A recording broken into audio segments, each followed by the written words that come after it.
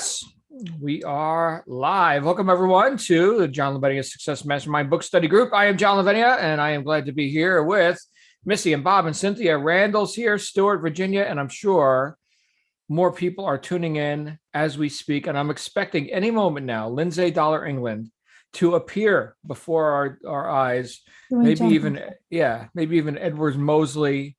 And there was a time, Stuart, when Ivier Barnabas would show up at like 3 a.m. Like she never slept.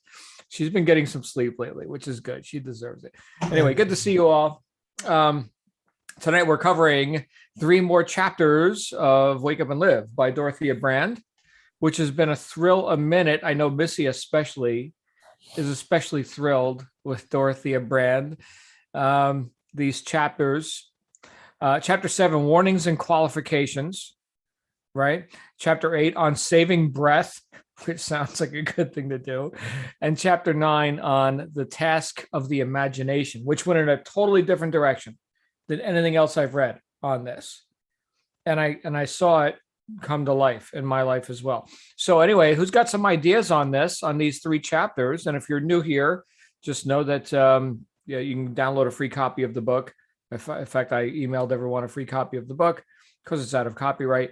And then just follow along and feel free to tune in to the or to participate in the conversation. You don't have to actually have read the book to be able to get the gist of what we're talking about here, although it is better to read it before you get into the conversation. But anyway, Missy and Bob, as has become tradition, will begin our conversation tonight. Missy, please.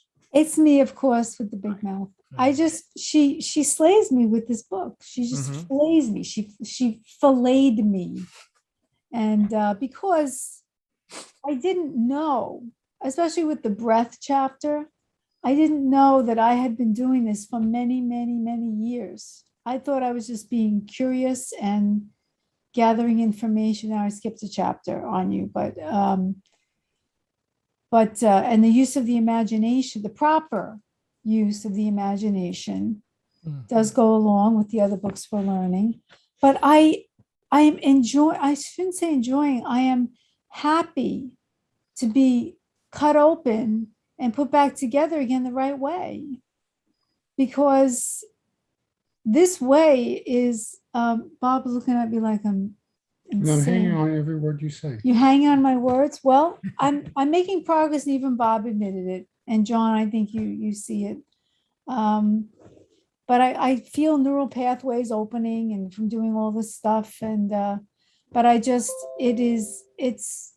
it was a little hard to read. Sometimes I said, I don't want to highlight that because it hit too close to home, but then I highlighted it because that was the most important thing I needed. So this is in the chapter on saving breath? Well, yeah, constantly asking people, talking too much, asking too much. Or using advice as a crutch. Say that again? Using advice as a crutch, like I need more advice. That's right. Yeah. Well, you told me that, so it's not my fault. But I didn't realize till she laid it on the table. Actually, that's not true. Sometimes I realized it, but I didn't know what to do about it until I joined your daily success calls. Even though I read these books and read these men and many other men like them and her, and somebody mentioned last week Florence Scovel. What is her book? Anyway, I've read them all, but I didn't take them into me. I let them stay outside of me. And so I want to thank you for bringing this book to our attention because it's helping our marriage as well as our business, and it's helping me to become a better person, I hope. Wow.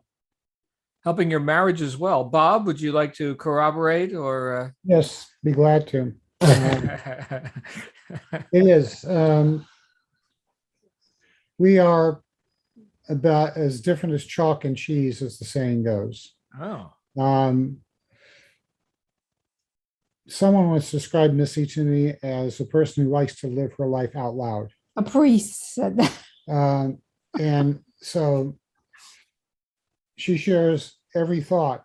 And I feel like I'm on one of those National Geographic specials. Cue the music. Da, da, da, da, Oh, right. Like the stream of wildlife thing. consciousness with Missy. So it's and my problem is I'm a very slow processor. I process things very slowly, and she's already changed the topic 5 times before I can process fully, the original thought. So I did very much appreciate the chapter on silence, and believe me, I never said a word to her about this. All right, but I was going to say this chapter on silence blew me away. I've always valued silence. I've always treasured it. And this kind of underscored my feelings on the topic. For me, the big revelation of chapter 7 was the distinction between fancy and imagination. That is critical, because you can let your mind wander, but where you let it wander is the difference between success and failure. So using the intellect correctly, the imagination correctly, is absolutely critical to what we intend to do as human beings. Wow. Thank you, Bob. Fancy. Who did she quote on that? She'd quoted someone. Joubert. Right. I'm sure Stuart can relate to a lot of what you guys are talking about now. Stuart is also, I wouldn't say stoic. Stuart, would you call yourself stoic? Probably not. I embrace Stoic philosophy, let's say, and I would consider myself a student of Stoicism, and yet, the word Stoic has been misdefined, right? And so we tend to think of Stoic as kind of bland and unemotional. So I mean, I'm definitely animated and energetic, and so maybe that wouldn't be Stoic, but I definitely embrace the tenets of Stoic philosophy for sure. But you certainly, like Bob, you certainly dig in and like go deep on stuff. At least that's how I've experienced you in the time that I've known you. You don't just, and that doesn't mean Missy doesn't go deep. Okay, it's just that she's got like this machine gun going on in her head, which I totally relate to, because Missy, I am right there with you. It's like that, and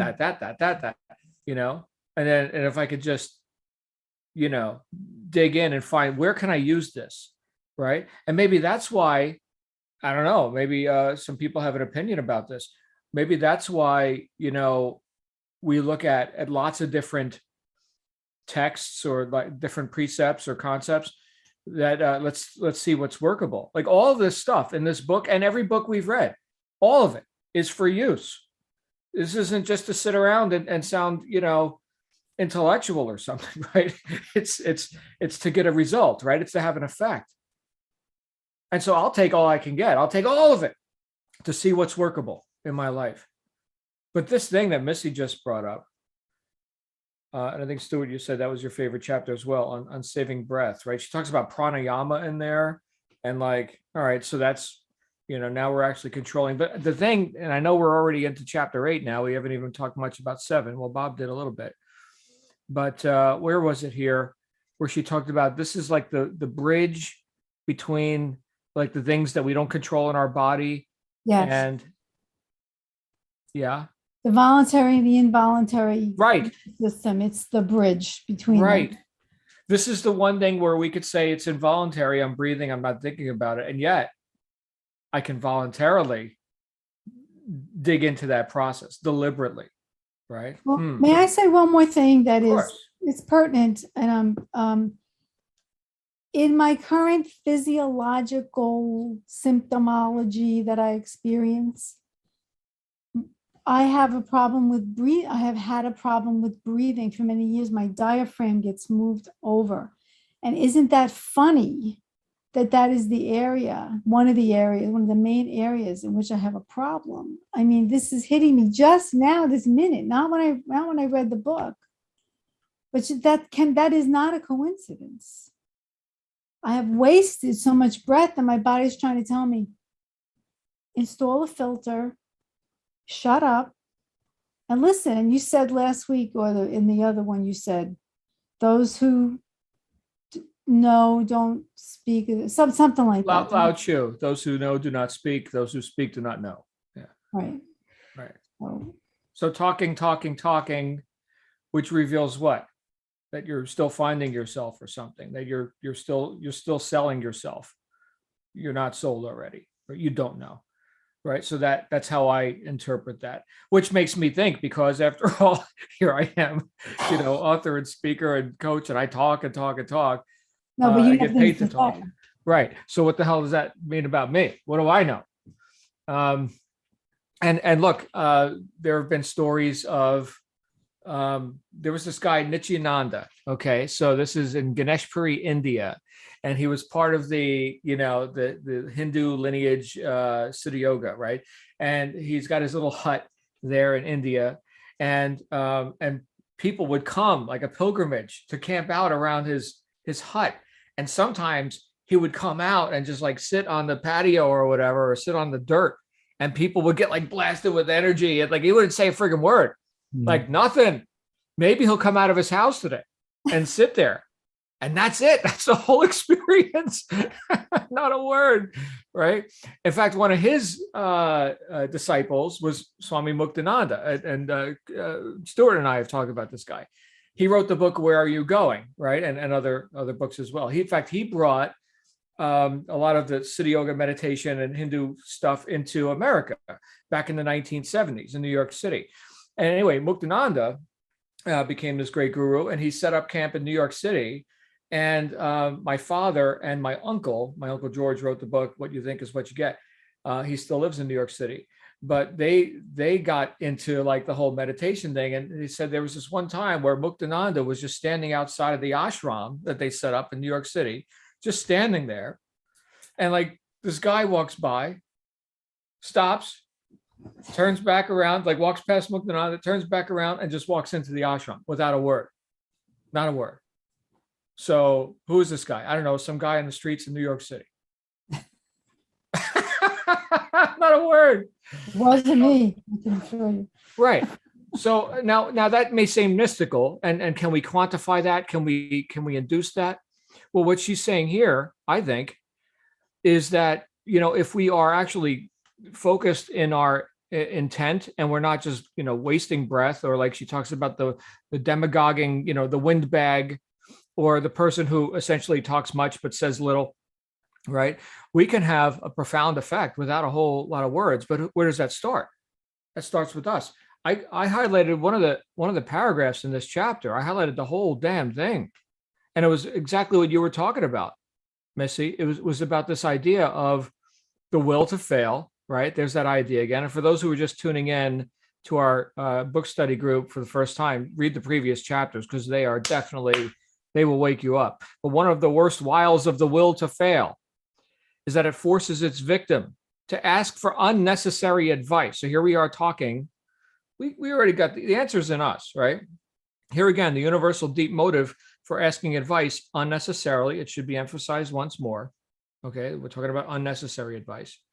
Is that by doing so, or is that by so doing, we can go on feeling protected and cherished, even though we are no longer children.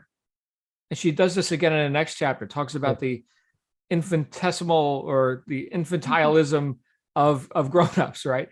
But that again means that we are being provided with advanced excuses for failure. If we act on the advice of another and are unsuccessful, obviously the failure is not ours, because our counselors, isn't that the plan, right? So we can continue to daydream of successful action, to believe that if only we had followed our first impulse, we could not have failed. So no matter what you do, you lose. Interesting. Who else has some thoughts on this? Oh, Stuart's asking for the Muktananda picture. I've got a couple. Yeah, this is the guy. Here he is sitting in his little area there with some plants. And here is a very famous one that people just kind of like to have on their little meditation puja or altar or something, right? Just to kind of get in present time with this guy. A lot of influence he had. That's awesome, John. Thanks for pulling those out. I don't know if you know or if I told you, but here in Taos, we have the Neem Karoli Baba Ashram, who is Ram Dass's guru. Ah, And so they call him Maharaji. There's a whole community centered around Neem Karoli. Anyway, if I might, I mean, I obviously, or as you might expect, I took some notes, yeah. chapters. I don't want to step on anybody's toes or talk too much, especially in light of chapter 8. But I did glean a lot from all these chapters. I wanted to share some stuff with you. And I'll do my best to run through it quickly and briefly. So she starts off chapter 7 advising us not to hypnotize ourselves. And I immediately thought of Missy's comment from last week, or question about last week. I'm sure that hit you right away, right? And she says that many of those who attempted self-cure ended up reinforcing the troubles that they set out to cure, right? So I just thought that was interesting. And then she said, aside from the one sentence in Myers' Human Personality, that's it on hypnosis.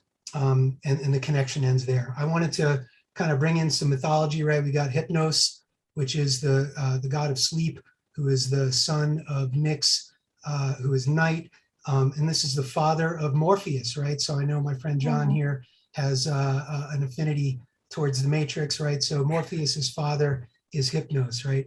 And there's this interesting thing in mythology where Hera uses Hypnos to trick Zeus into sleep twice. The only time Zeus sleeps in the whole lexicon is because of Hypnos, right? And so there's this element of trickery that is associated with hypnosis. So I just thought I would throw that in there, right? Because there is this kind of aspect of, and then I was listening to Mark Passio the other day. I don't know if you know Mark Passio, but he broke it down like HYP, like hypo is under or put down, and gnosis is knowledge, right? So it's suppressing knowledge, right? So anyway, there's all these sort of negative connotations with hypnosis. So, and just going back to what we were saying last week about, I just don't trust anybody messing around with the old noggin, right? So, I mean, I'm a fan of autosuggestion, right? And she seems to give, in chapter 7, autosuggestion a big thumbs up. She mentions the Nancy School for the second time, and Emile Coué, and his book, Self-Mastery Through Autosuggestion from 1922. And I did not know this, I learned the other day. He is the one who coined the phrase that John says is his favorite mantra every day, or day by day, in every way I'm getting better and better. So I thought that was a cool reference. And then she mentions Baudouin, who wrote something in 1920, Suggestion and Autosuggestion. And in this, he says, an idea which attention is peculiarly concentrated is an idea which tends to realize itself, right? So that's that concept of continuing to feed an idea, and the difference between fancy and creative imagination, right? She says something here that I thought was interesting about the minimal use of will. I thought that was just kind of like, don't put too much energy into it. Don't get in this. This is where she branches into exalte and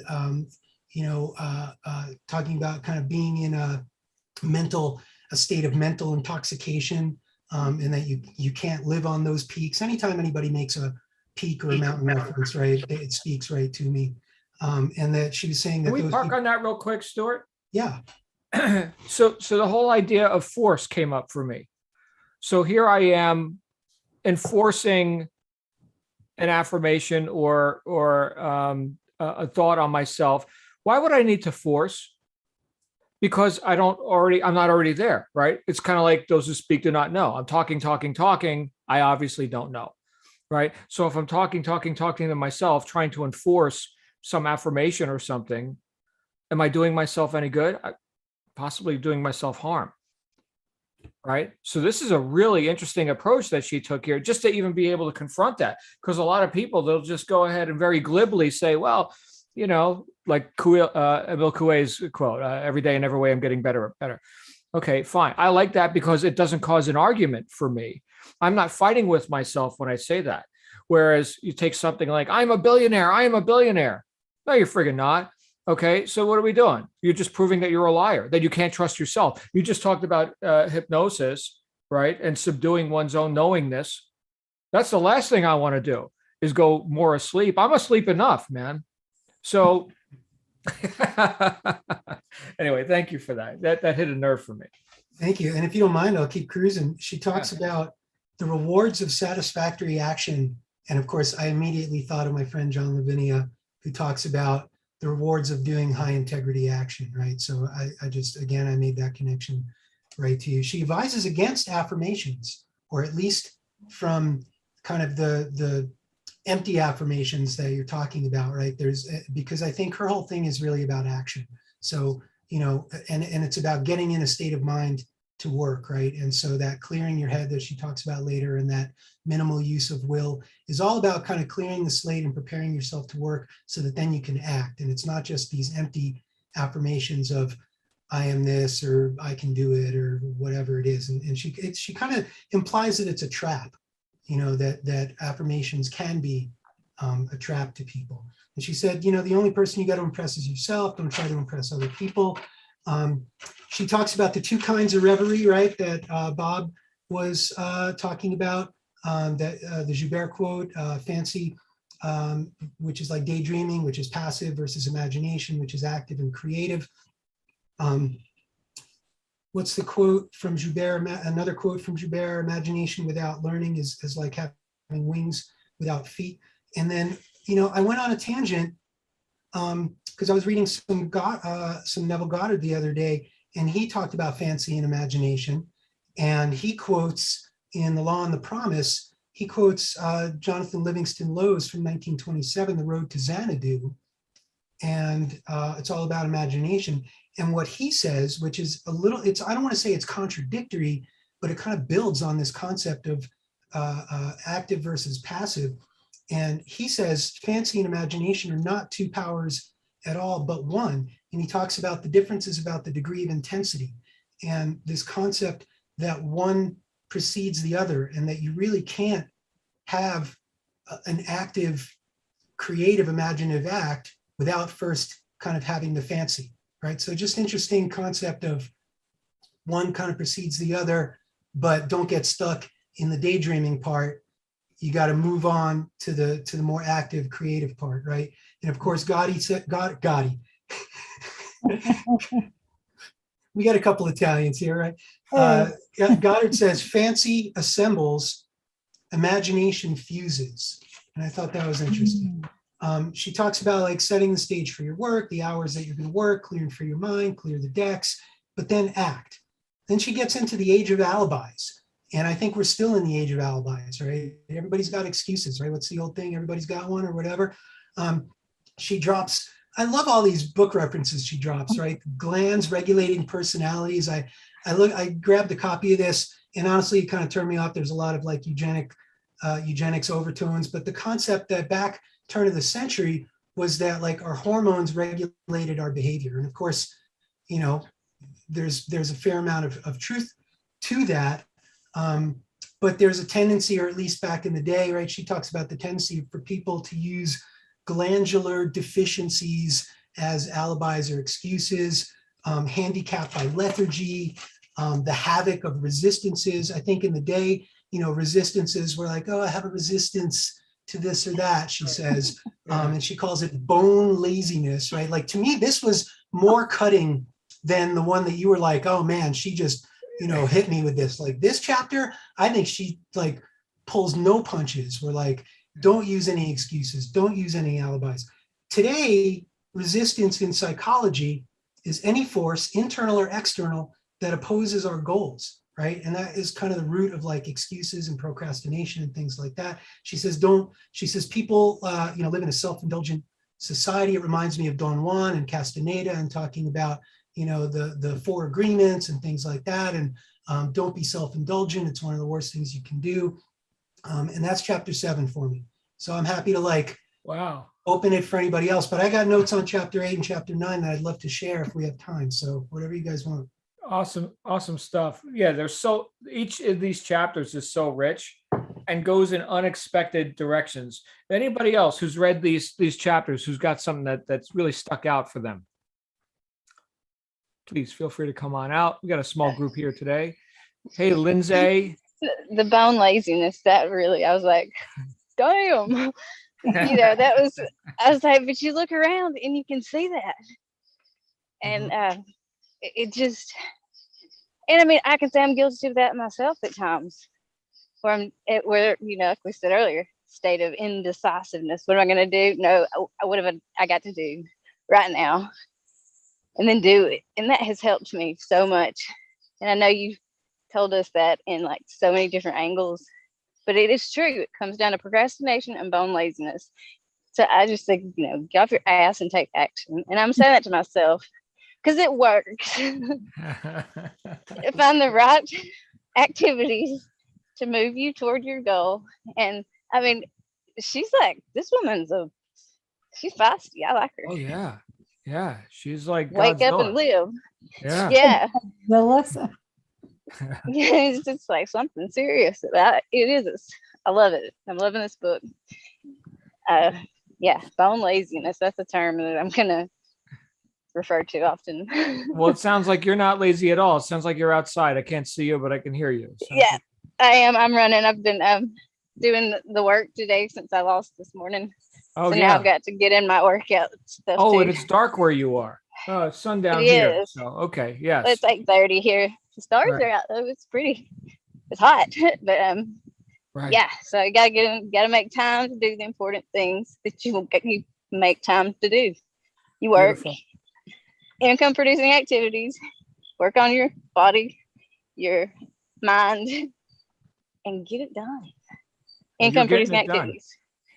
Thank you, Yes. Lindsay. Glad you're here. Thanks Thanks, for John. taking us Thanks, on a everybody. little walk. I feel like going for a walk here. It's All right. nice, Any other thoughts on these chapters 7, 8, and 9? Yeah, I got more. Hey. I got more. You All right. wanna Well, hear hold it? on a second. Hold on. Anybody else besides Stuart's got something to say I got here? more. Stuart and I could talk for hours on this stuff, man. It is so impactful. It has been in our lives. Was it in this chapter where she said, hold on, let me find it here real quick. Here it is. The test of whether or not one is dreaming or imagining, right? Whether one is dreaming or imagining correctly is whether or not action follows the mental work. So there's the barometer. So was I just daydreaming or was I imagining constructively? Well, what followed the work, right? What came after that? Oh, I got off my ass and I did something. Wow, that was productive. Or I didn't. Well, now we maybe take a look at that. So, but I really appreciate where she said, like you and Lindsay were just talking about, Stuart, never since the world began were there such good opportunities to be lazy with distinction. Lazy with distinction. Back to you, Stuart. What are your... Oh, Virginia. God. Virginia's here too. Hold on. Virginia's got the floor real quick. So I thought I missed last week's session. I thought you guys were long past this book. So it's been 2 weeks since I finished it. I read half in reading and then I got a Kindle audio and I listened to the last half of it. So now I don't remember any of it. So I need to go back and finish highlighting because this is easy to just pick up and reference, the PDF you shared with us. But I do want to just make a comment. I mean, I think that everything she says is spot on. And yeah, she just kind of hits you between the eyes with it. I sometimes, when you get these people who, and maybe we're in the same classification, I want to say, who died and made you God? Where did you all of a sudden become the be all, the know all, the end all to this?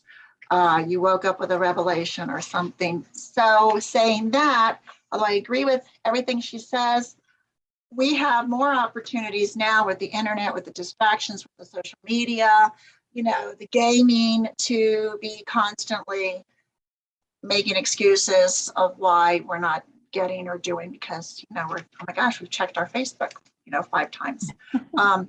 I have been hypnotized once by one hypnotherapist who I adored. He was the first guy ever. He was a Vietnam vet. I truthfully think he passed away because I had several successful sessions with him. And my ex and I both did it. And we came out of those sessions just looking at each other and giggling in the 5 o'clock traffic in Orlando on the way home. Okay, this is not bothering us. Doesn't matter that these people are idiots that are driving out here. We're not going to let it upset us anymore. Since then, I've had other people try to hypnotize me, and it just wasn't ever the same. You know, it's this one guy, and I don't know if it was the setting, the nice dark room, the comfy, you know, he talked like James Earl Jones or something in my head, and, you know, and the nice. I always knew what was going on. I knew the traffic was going on outside. I knew I could pull myself out of it at any moment, but I didn't want to. He was the best. May he rest in peace if he is gone. And affirmations. Affirmations, I have a set that I have written down in my savers. Where did the savers come from? Was that from the Miracle Morning? Yes. Yeah. So I still do that silence, and then these affirmations I run through, and, you know, I'm blessed, prosperous, redeemed, intelligent, you know, all that kind of stuff. And so I find those helpful. Maybe she didn't back then, or maybe that just wasn't delved into very much, but, you know, I do find that. And generally speaking, yeah, just, you know, keep going.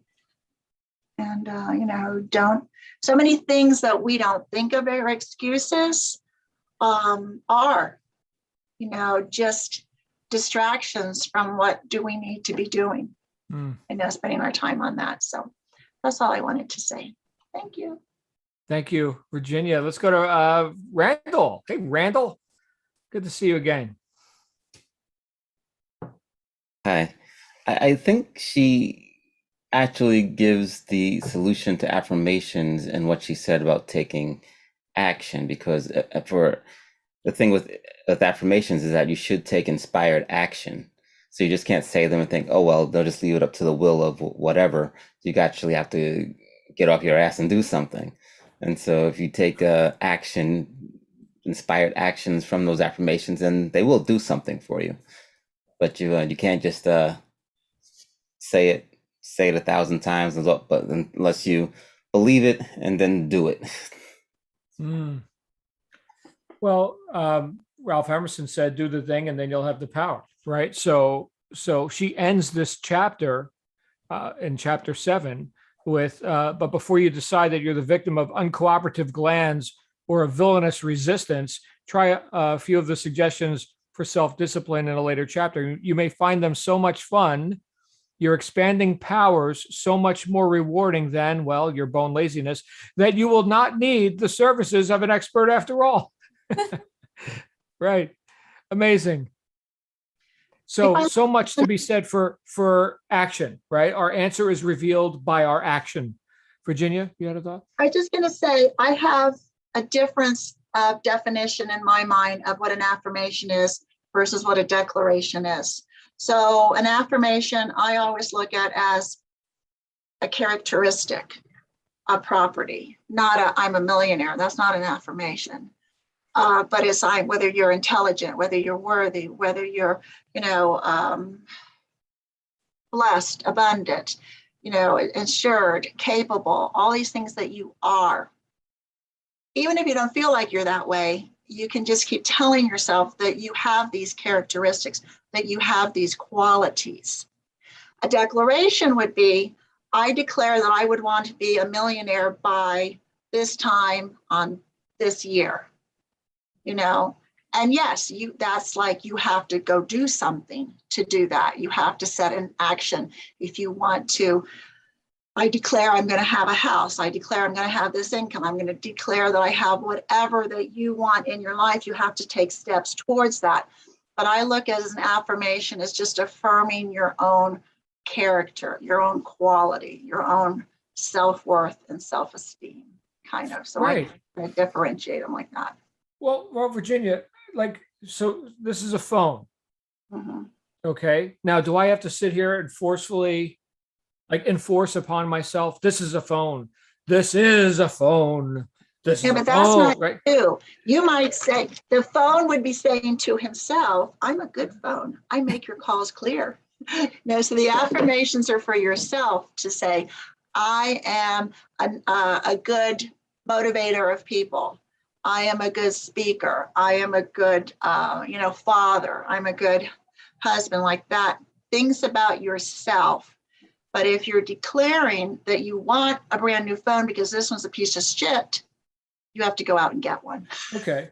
My point is that I'm already sold on the fact that this is a phone. Now I can affirm it, but it's not with force, right? So yes, I am confident. It could be one, right? Okay. By degree, right? So that's a good reminder or affirmation, right? Especially if, at times when you're not confident, you can remember that is true about me by degree. That is true about me. Okay. So I'm not lying. I'm not saying this is an elephant. This is a phone. Okay. Sometimes I just need a reminder. Oh, this is a phone. Oh, yeah, that's right. Oh, I am confident. Oh, that's right. Thank you for the reminder. Right. But not arguing with myself. This is an elephant. No, it's not. This is an elephant. No, it's not. And I think that's where she's going with this, people doing themselves in with. Yeah. By the way, Virginia, for anyone who's just new here in the group, Virginia has the best Italian cookies Oh cooked my God. in the universe. I got Go to it. Amazon. I got it. I You are love going it. to make me have to Yeah. make those pignolis, which I actually haven't made, so that I can bring them to Vegas. Good. I can't wait to do the cranberry pistachio. All right. Yeah, that's a good. One. Let's get on. Stuart's got some other things highlighted. Stuart makes this very easy for me because we highlight almost exact same thing every time. Hey, Yeah, Stuart. first let me say, dude, I have no intention or desire to step on your toes, and I know that come there's on only out, so man. much time. I'm just celebrating that you're in these here. Sessions. I love you so much, man. I love you. know that when we're reading these things, the same things kind of smack us in the face. I have a tendency, like, when references are made to other books or other authors, I like to go into some of that stuff. She is so well read and so well educated that, she drops these references, many of which, I had never heard of these authors and things. And so it's fascinating to me. Saving breath, right? So I'm going to save my breath a little bit, but I like how she kind of, really talks about the control of speech as a religious or a spiritual practice, right? And then she drops the Latin and the Greek, and breath and soul are the same. And so spirare in Latin, right, is where we get respire, to breathe again, inspire, to literally breathe an idea into somebody else, or conspire, right, to breathe with others. And then spiritus, of course, is spirit. And then in Greek, it's pneuma, like pneumatic, like a pneumatic, tool or something like that. And yeah, I'm really glad that you guys talked about, the voluntary, involuntary, and the border of the conscious and the unconscious mind. That really hit me. I was really fascinated by that. And then the unnecessary advice. I know a lot of people like that. She tells us to work out our own problems and things like that, and that the rewards are much greater. Olla podrida. There's a volcanic mountain behind my house called Cerro de la Olla, and it's called Pot Mountain. So I looked it up, and it's called Rotten Pot, Olla podrida. It's like you throw all the crap in the pot. It's like chickpeas and meats and different things, and usually it's like old, maybe like questionable stuff. And so she equates that to like the mishmash of mediocrity, right? Of like a little bit of this, a little bit of that, but nothing's really exceptional about it. And then, this concept of finding an expert, I thought was fascinating too. And that's kind of, I did a brief little chapter 8, and I'd love to share my thoughts on imagination in chapter 9. Absolutely. But I want to make sure anybody, wants to share, has time to do so. Thank you. I'll share something because right here right around the middle of the chapter, so the working out, however laborious, of an original technique is worth the time expended, the loneliness entailed. With that well in mind, let us consider those times when advice should be taken. You have a genuine problem. The first step then should be to write it out or to formulate it verbally with exactness so that you can see just what it is that is troubling you. So this way, we're not coming with a bunch of, what she's actually telling us to do is get objective here. It's not so subjective anymore when we write it out, when we look at it, when we confront it. And now if we actually need advice, well, now we know what we're asking advice for, rather than just enrolling other people into our own vagueness. Mm-hmm. And how many times, all of you who have experienced this, has someone ever come to you with an unsolvable problem? There are people who are like spiritual vampires and they love to hand other people unsolvable problems. Nothing will work. Now, if we just looked, or if they were willing to look, right? And look, I could say this from experience because I've done this, right? I know when I've put myself in a situation where I'm not willing to look, well, then I can't solve the problem. You can't solve a problem if you can't confront the problem. So I know what it feels like from both sides. But what is it saying when if I was to come to you with, you know what, I'm not getting the results that I want and I need help and I don't know what to do. You know, I even wrote about this in my first book, where if you ask somebody, well, if you didn't know what to do, well, what would it be? And they come up with an answer. All right, well, then do that. So for the sake of hearing ourselves bitch or gripe or be needy or something, kind of like that, the infant, the ultra egotistical infant that still wants his baba, and how dare you walk away from me in the room? I need love constantly, right? If that's how I'm showing up as, wow, that's interesting. She also says later was it in this chapter, where people at a very high level have sometimes had to, insulate themselves, not because they want you to go. In fact, I think she ends the chapter with this. To console himself, right? Here she's talking about the person, the expert, right? Who's hit again and again and again. A good touchstone to show whether you may be only following a nervous habit of dependence is to ask yourself in every case, would I ask this if I had to pay a specialist's fee for the answer? Right. So the person who has closed themselves off and doesn't make themselves so accessible to the advices that people are constantly asking for, they console themselves knowing that many who are ready to do their own work only frustrate themselves by acting with too much humility. She's calling it humility. And that if their questions go unanswered, they will find their own satisfactory solutions. So I don't have to have your answers for you, says the successful person. Says the person who's gotten on with it, right? And so I think a lot of times, like the victim personality, the first 4 chapters, she talked about the will to fail, the rewards of failure, right? So that person will be rewarded with failure by looking at those few who made it to the top and thinking, wow, they don't have time for me, or they're on their pedestal or something.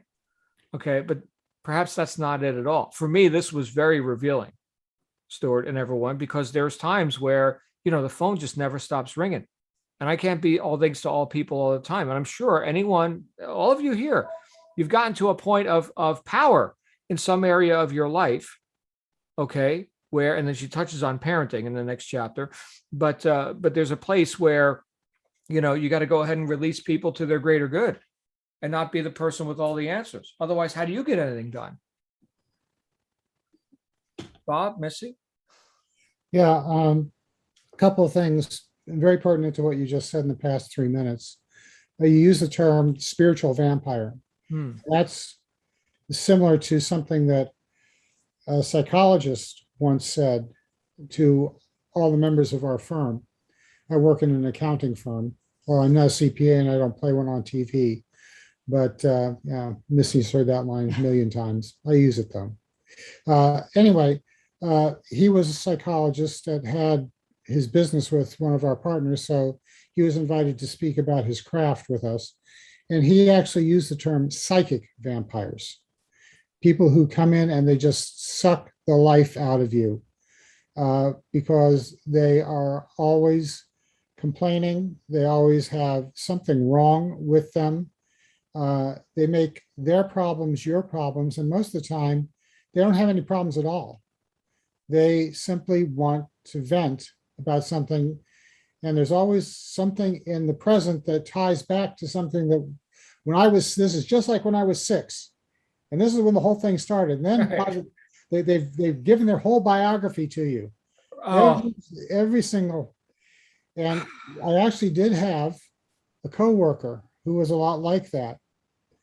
And he used to, if you remember Seinfeld, the Seidler, he would show up at my desk. It was like right after I got back from lunch. I would no sooner had my jacket hung up And he was by me, and I don't know how the heck he got there. And one day he came to me in an absolute utter panic when I was busy doing something else. And he said, you got us all this, I don't know what to do. So I meandered over 3 or 4 steps to his desk, and he showed me a screen he was looking at. I said, you're looking at the wrong screen. You've got the wrong report up. This is the one you have to be looking at. I went back to my desk. It was in a cube, and I took a long roll of adding machine tape. Took one, took another, made a big X like a police line, do not cross. And I said to him, my desk is off limits to you for the rest of this day. Nice guy. He's a nice guy too. But that also will be, this will be the last thing I say. Beware of the person who opens the conversation with you with, I don't want to bother you, but. Oh, right. Well, you got a minute? No, I don't know I got a minute, but I don't want to bother you. Right. I know you're busy. I know you're busy. Randall, priceless. So I'm so guilty of all of this. Is there a priest there I can confess? I'd be glad to hear a confession. I can't give you absolution. Well, But you wouldn't be finding anything new anyway. this is beautiful because, again, we can relate to this stuff, and we see where we have transgressed, but now we are also forewarned, right? And therefore, we could put the adding machine paper up because, after all, right, we've got an agenda too. We got to get stuff done. So was it in this book, or who is it that said an ounce of doing things is worth a pound of theorizing? Maybe Ford. Not sure who. Not this book. no. Usually I know exactly who said what. Anyway, thank you, Bob. That was a beautiful example. Thank you for your anecdote. Here was a psychic vampire for a minute. Yeah, that was awesome. So the task of imagination, ladies and gentlemen. Wow, wow, wow. And it's not just sitting there, dreaming about Lamborghinis. Stuart, please. All right. So she opens it by talking about the stigma, at least at that time, and maybe today, of using your imagination, right? She kind of equates it, or at least says that some people equate it to taking a holiday or being indulgent, or right, there's sort of these negative connotations with using your imagination. And then she goes back again and talks about Joubert and creative imagination, and he says that it's a spiritual faculty, right? And that brought me to Weininger's philosophy as if, and his first chapter is, he proposes that thought is an organic function, that it's an actual bodily function, which I just thought was pretty cool. And then, Goddard with, his, like, the body of his work is all about imagination, right? He says imagination creates a reality. Napoleon Hill, imagination is the most powerful and miraculous force in the world. Einstein, imagination is more important than knowledge. It comes from the Latin imaginari, which means to picture oneself, right? Which I just thought was interesting. So you picture yourself doing something. Another cool quote by Coué: if you are to succeed in anything, you must first be able to imagine it, right? So I think that kind of touches on the relationship between fancy and creative imagination as well. And then how could I not start thinking about the first Hermetic principle, which is mentalism, right? All is mind. Everything that exists exists first in the form of a thought. I see you want to say something. Did I hit you? No, I'm just getting this. I haven't read the Kabbalion in a long time. So First Hermetic principle is the principle of mentalism. All is mind. Everything that exists in our physical reality has to first begin as a thought, right? Which again is that the first this, then that. First you have to think about it, then you really work on it into being.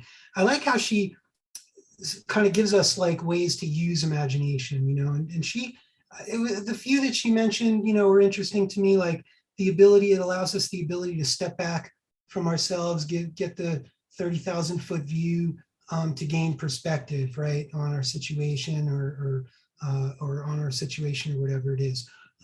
She talks about how imagination can help us with like our coworkers. She kind of talked about a lot, but I would kind of expand on that and say, like in our relationships, right? And whether it's friends, family, work relationships, whatever that may be, to me it was like the concept of putting yourself in someone else's shoes so that you can kind of be able to communicate with them in a better way. And maybe that's kind of, compassion, right? Is kind of what, I got from that. Thank you. And then she says we can use it to explore new fields, discover new markets, right? Which is practical in terms of business, new ways to use old talents, which is kind of something that I'm, working on right now, 3.0.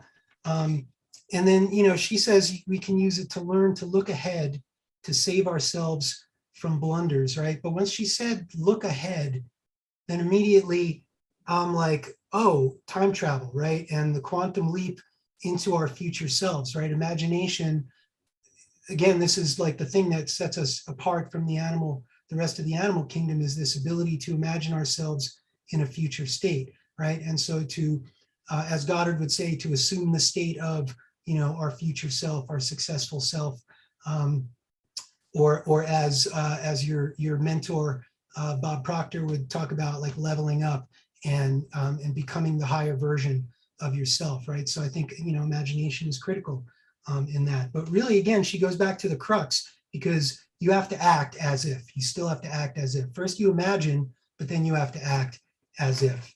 And then, like you were talking about the parenting thing, right? I thought it was really interesting because she starts out like, don't live vicariously through your children. Our job as parents is to equip our kids to live happy, healthy, and independent lives.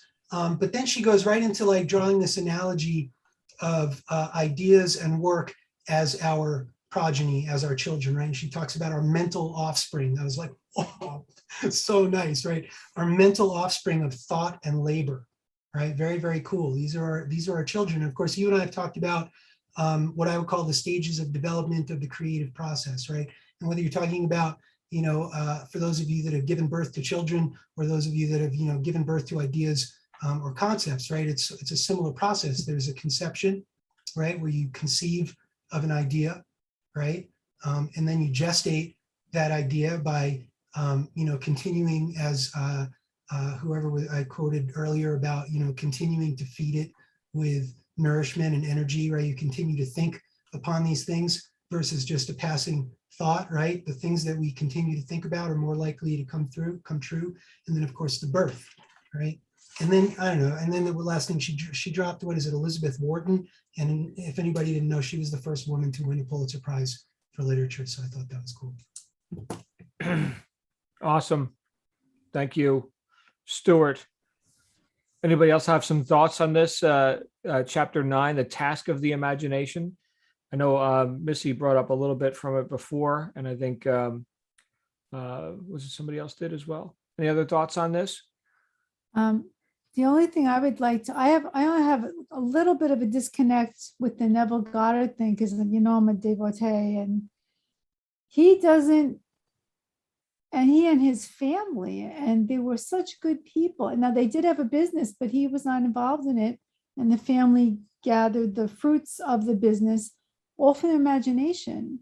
And he spent his life teaching this power to people. This is not my power, how to use, it's the physical science of God. It is quantum physics, what Neville Goddard was teaching, to put yourself over here through your imagination. That's how he got himself out of the army. And it's doable, and I've done it, and I lost it. I got to get it back. But you don't need the work in his way. He wouldn't have to make a mug. So I have a slight disconnect, and maybe in a future book study we'll do it. You'll do a Neville Goddard book or something, and maybe I can put this together. Yes, Stuart, help me.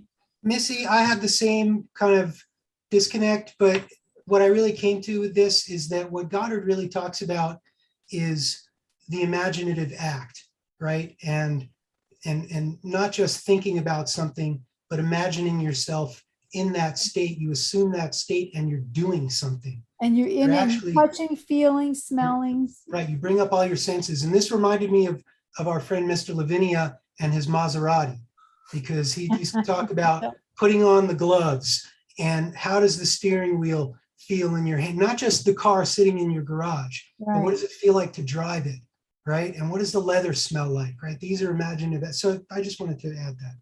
What do you think about What that? is action? It is action and part of his, but he, he has examples of the woman who got the building in New York City without any money in the bank. It's just amazing the true life examples that he has of famous people at the time. So it's probably not a disconnect, it's just a lack of knowledge. I need more. I have to go back to him. But I thank you for bringing it up because I could talk about him all day long. And I do, don't I?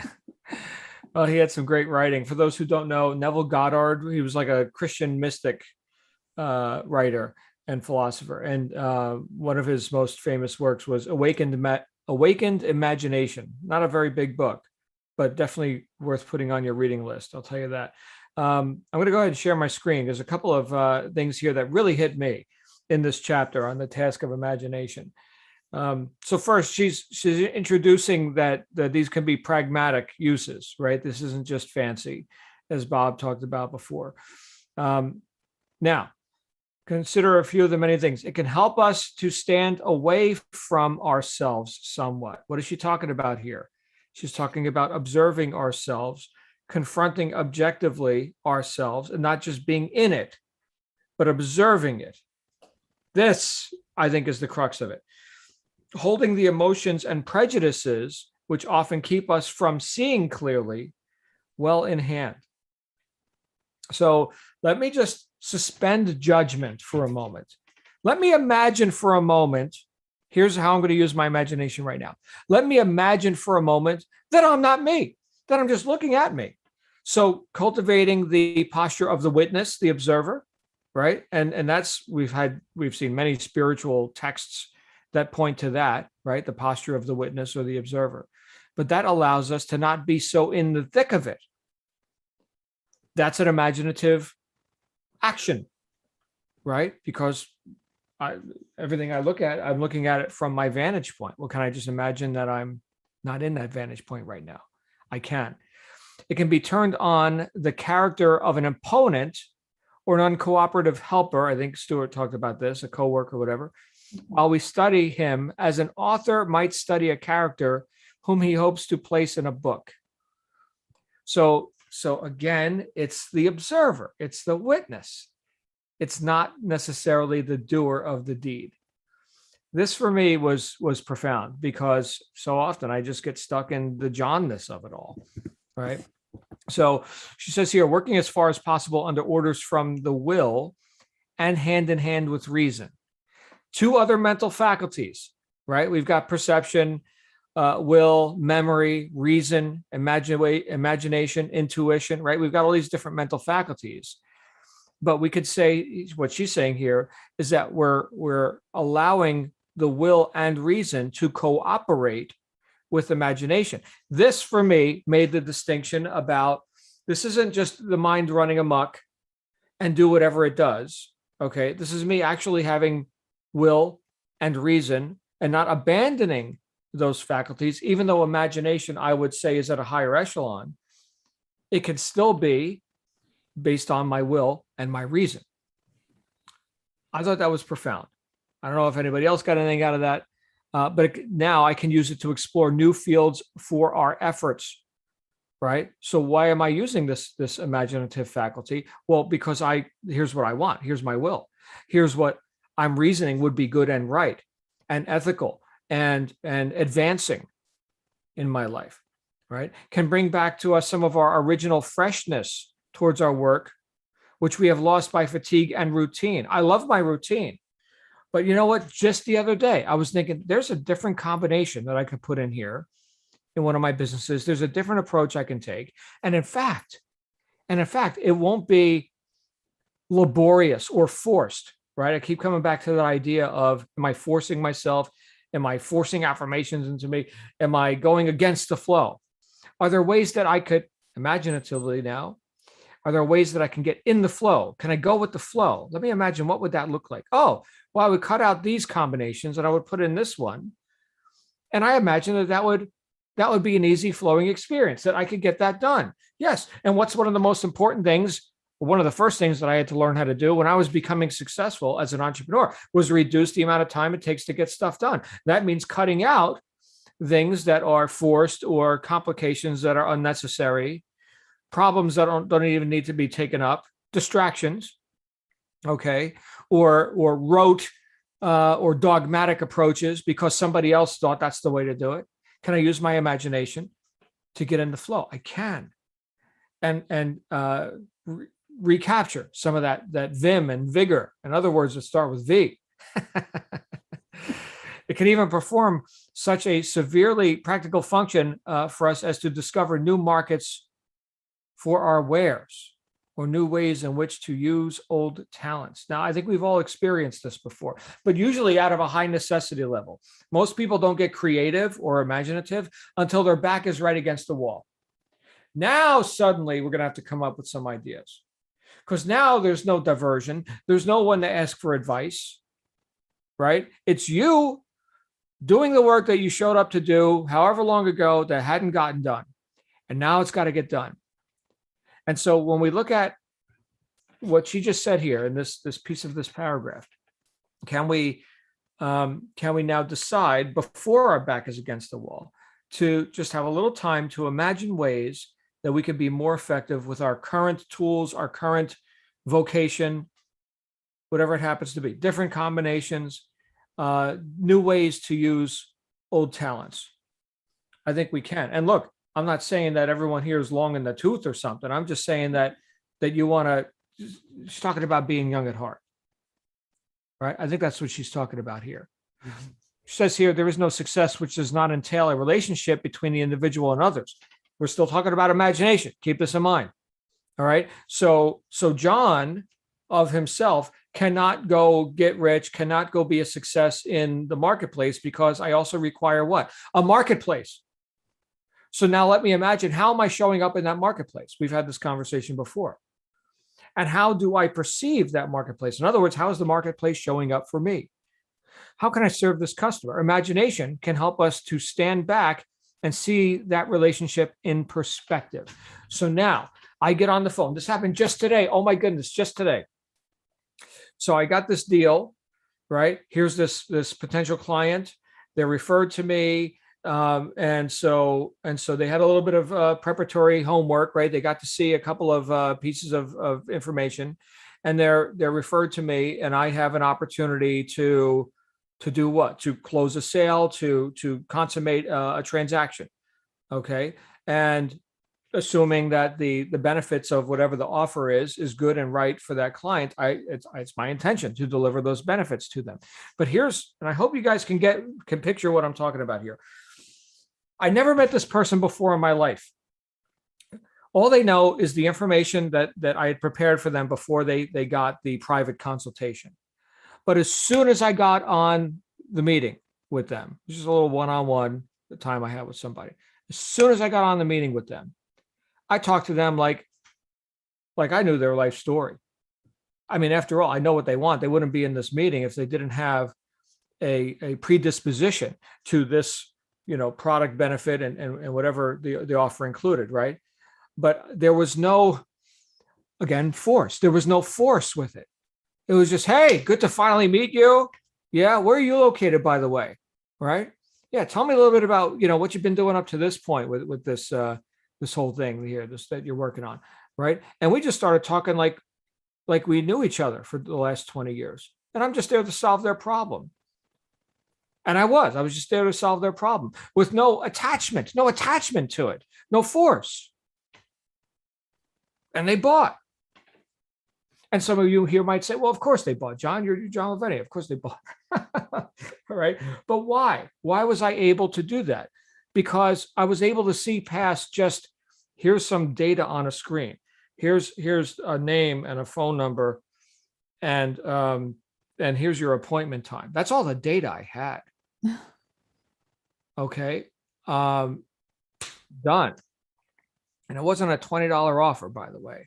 It had a couple of zeros. In fact, they had more than that.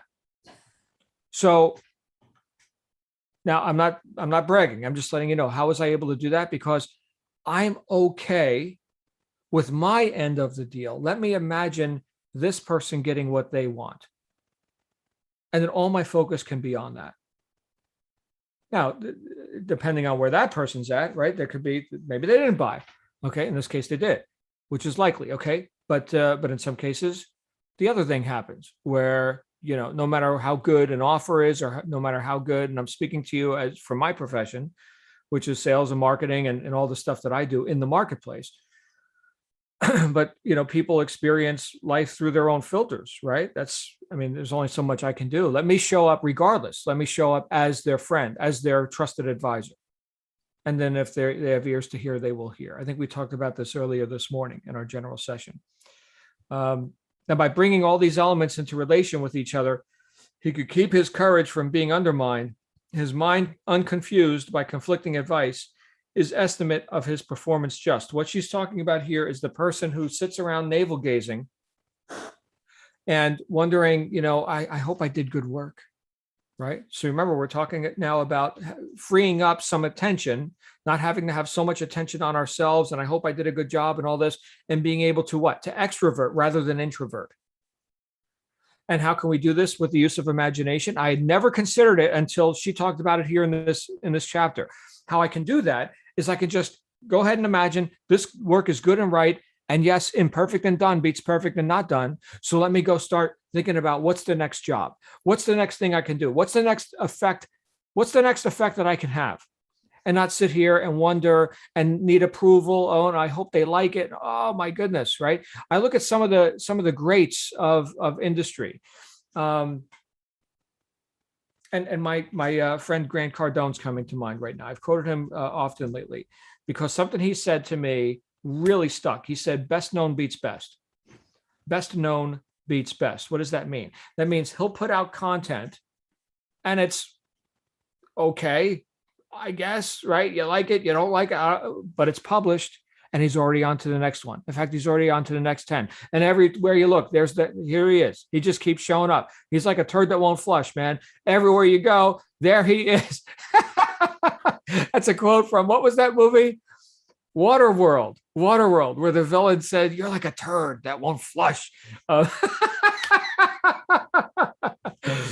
best known beats best, right? Are we sitting around hoping that this is the most profound shit that I ever put out? Right? Publish. Anyway, so if we intend to get all we can from living, we must learn when to go from one task to the next. She was talking about parenting here before, and those parents that cling forever to their child who's now 45 years old. Okay. Even the most productive of us could contribute more than he does. Even the most productive of us. Our output is about halved because we do not learn to separate ourselves from the things that are done and put our energy into the work which is ahead. Done, done, done, done. My favorite 4-letter word. Done. Separate ourselves from the things that are done. Done is a stop. And if I park on that stop and just keep, and sometimes I do this, I'm like, yeah, that came out nice. Yeah, look at that, right? And sure, it's gratifying to go look at my Harley after I've polished the chrome, right? Ah, that came out nice. That's gratifying. But how long could I park there on a done? Done is stop. What's next? She wraps up with, what has happened is that the time, the energy, the attention, which in lesser men goes into waiting for approval. Oh, I hope they like it.